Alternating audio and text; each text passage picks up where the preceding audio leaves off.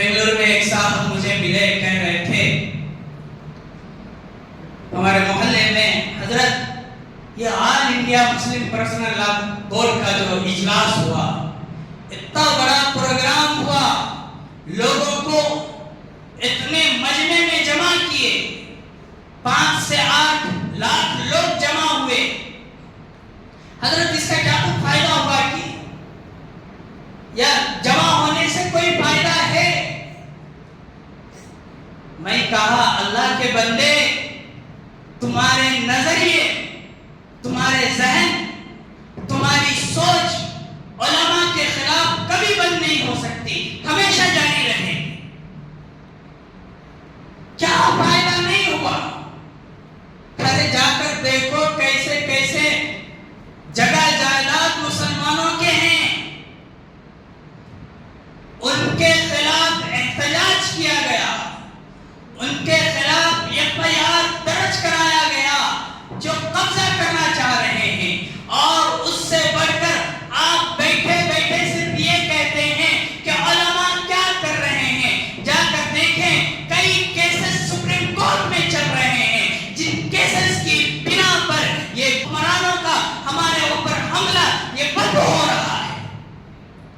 اگر یہ بولنا بند کر دے علماء،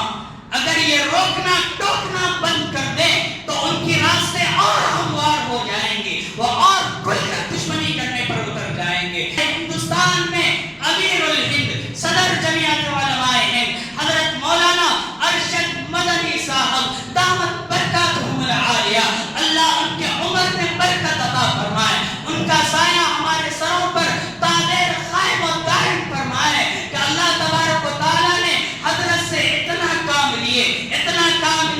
کہ آپ فرماتے ہیں کہ علماء سے کیا ہوا، کتنے ایسے کیسز حضرت سنبھال رہے ہیں سپریم کورٹ میں، کتنے